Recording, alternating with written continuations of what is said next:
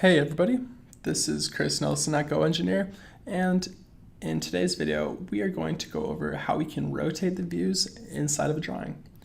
So we have a third angle projection with an isometric view currently here in the drawing, and if you remember when we created this view, the top and the right view are both projected from this view. So if we move the view like that, you can see these other two views will move accordingly.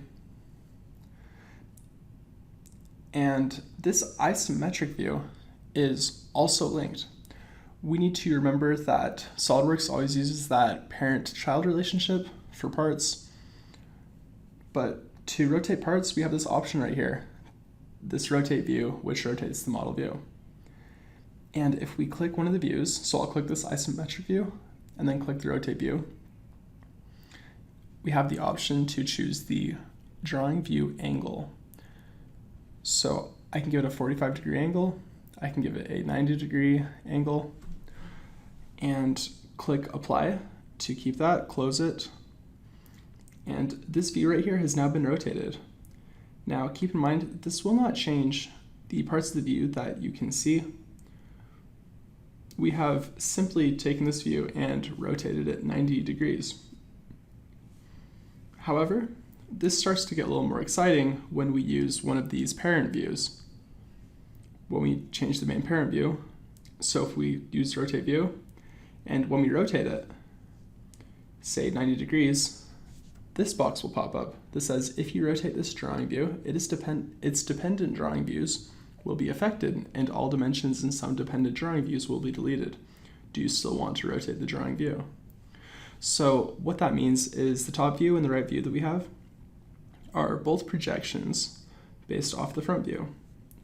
They are the child views of the parent view, and it is saying these drawings will be changed and some of the dimensions could be taken out. We don't have any dimensions right now, so that doesn't matter. And we want the drawing views to change, so let's accept it. And now you can see that this view was rotated 90 degrees, but if you notice, you're seeing completely different things on the top and on the right.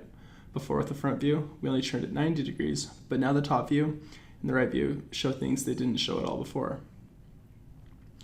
And also, this isometric view also changed. And you also need to keep in mind that this has the 45-degree rotation, and that is added to the projected 90-degree rotation from the parent view. So when you're working with these things, it's really important to go about this in a systematic manner.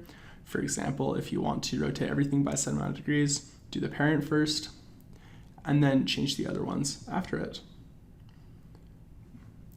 And that is rotating views. I hope you found this SOLIDWORKS tutorial useful. If you would like to continue improving your skills in SOLIDWORKS, enroll in one of our courses at GoEngineer.